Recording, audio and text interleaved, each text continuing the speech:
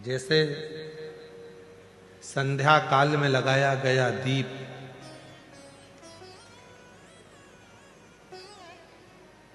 मानदेह नामक असुर का संहार कर देता है। प्रतिदिन एक नियम बनाकर रखना चाहिए कि रोज शाम के समय पर अपने घर में प्रदोष काल के समय पर एक दीप जरूर लगाना चाहिए। और यदि बेलपत्र का वृक्ष है तो उस बेलपत्र के वृक्ष के सामने भी एक दीप अवश्य लगाना चाहिए।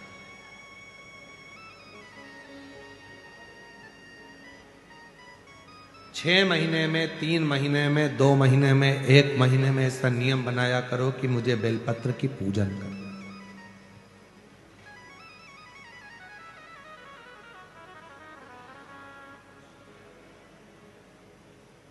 स्वयं माता लक्ष्मी जी ने भगवान नारायण को पाने के लिए बेलपत्र का पूजन किया।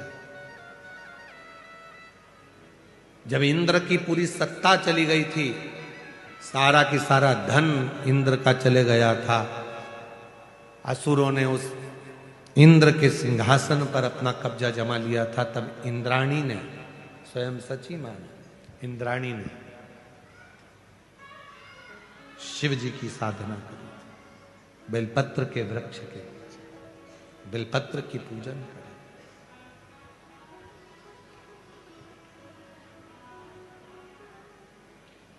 कभी दिल कर जाए तुम्हारा तो कभी महीने में, 1.5 महीने में, 2 महीने में बेलपत्र के पेड़ के नीचे जल लेकर बैठो।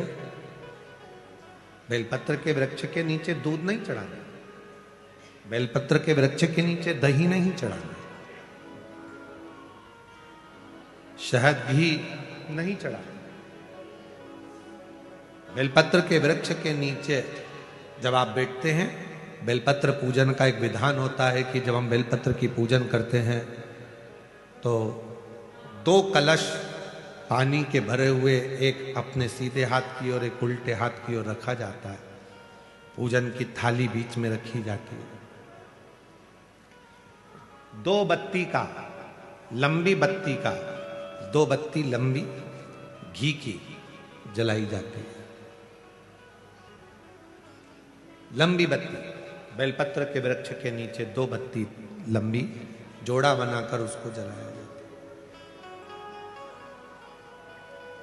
फिर दोनों हाथ में कलश में जल है, बेलपत्र के वृक्ष के नीचे दोनों हाथों का जल धीरे धीरे शिव जी का स्मरण कर कर, नारायण लक्ष्मी का स्मरण कर कर, मां आदिशक्ति गौरा का स्मरण कर कर, रिद्धि सिद्धि गणेश का स्मरण कर कर उसको चढ़ाओ।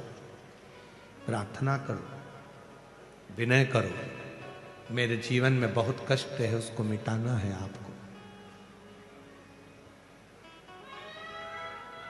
शिव आपसे प्रसन्न होते हैं, वैसे मेरी जिंदगी भी प्रसन्न करना है आपको। जल चढ़ाकर दोनों पात्रों का थोड़ा थोड़ा जल कलश में बचा लेना है, पूरा पात्र खाली नहीं करना है, दोनों को वापस रखना है।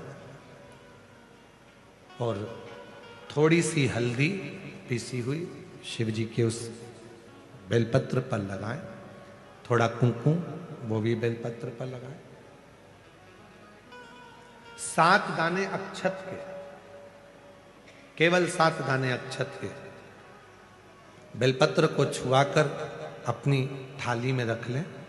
घर पर जब जाएं तो वो 7 दाने अक्षत के और बेलपत्र के वृक्ष में जो चढ़ा हुआ थोड़ा सा जल बचाकर लाए हो, वो घर में छींट कर 7 दाने पूरे घर में डालना प्रारंभ करें। महीने में, 2 महीने में, 3 महीने में एक बार करिए। जीवन में किसी के आगे हाथ फैलाने की जरूरत नहीं पड़ेगी। इतनी संपदा बाबा की, इतनी संपदा। बेलपत्र की महत्वता को लोग जानते नहीं है। एक प्रदोष की महत्वता, एक बेलपत्र की महत्वता। अभी हमने पहले भी कहा, एक कथा प्रदोष काल की रह गई है। एक बार हम दिल्ली बाच रहे थे पर वो पूरी नहीं हो पाई क्योंकि पानी आ गया था। हम प्रयास कर रहे हैं उस कथा को कुबेरेश्वर धाम पर, क्योंकि उसमें प्रदोष काल की कथा में टेंट नहीं लगता।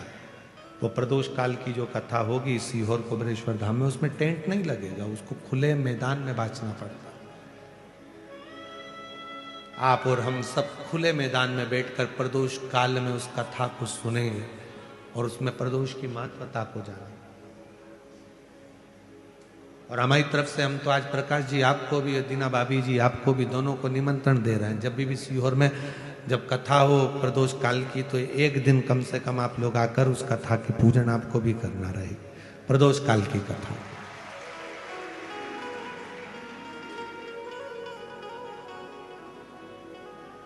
अभी तो नहीं है, पर जब भी तारीख निश्चित होगी, साल 2 साल में, जब बाबा कृपा करेगा तब उसको रखेंगे। पंडाल में भले तुम्हारे लिए हम सोने के लिए पंडाल लगा देंगे, पर कथा सुनने के लिए तो आपको मैदान में ही बैठना पड़ेगा, खुले आसमान।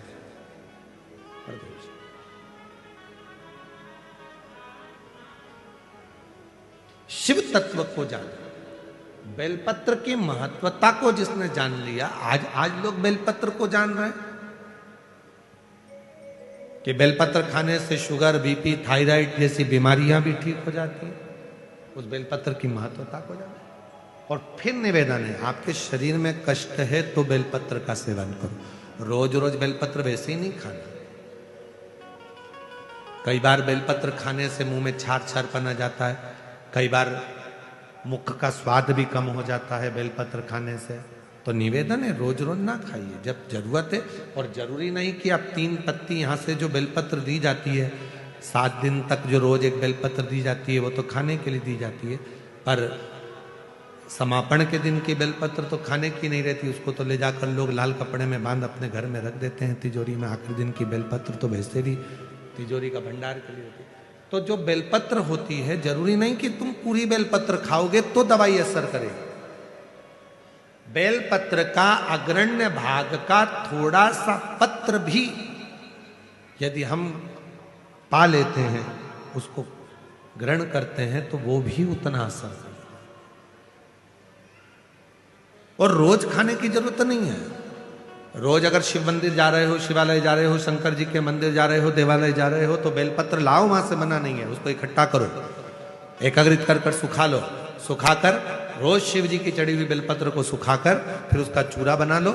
जब तुम्हें लगे कि शुगर गड़बड़ हो रही है, बीपी गड़बड़ हो रहा है, थायराइड गड़बड़ हो रहा है, तो एक चुटकी उसमें से लेके निगल लो, पानी पी लो। बाबा की कृपा से आधा घंटा, 1 घंटे में वो sugar, BP, thyroid sub level में आना प्रारंभ हो। उस बेलपत्र की महत्वता को जिसने जाना, कभी कुबेरेश्वर धाम जाओ तो कुबेरेश्वर बाबा के धाम पर जो 200-300 साल पुराना, जो 300 साल के ऊपर पुराना बट वृक्ष है, जहाँ बाबा बैठे हैं, बटकेश्वर महादेव, उसका दर्शन करो। उस पेड़ की छांव में बैठकर बाबा का मंत्र जाप करो।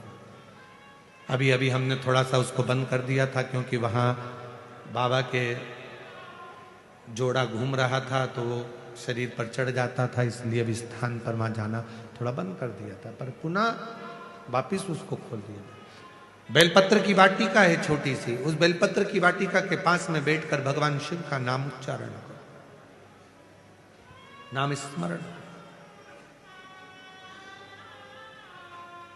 शिव भक्ति करो जहां तक हो सके, शंकर की अविरल भक्ति को धारण करो।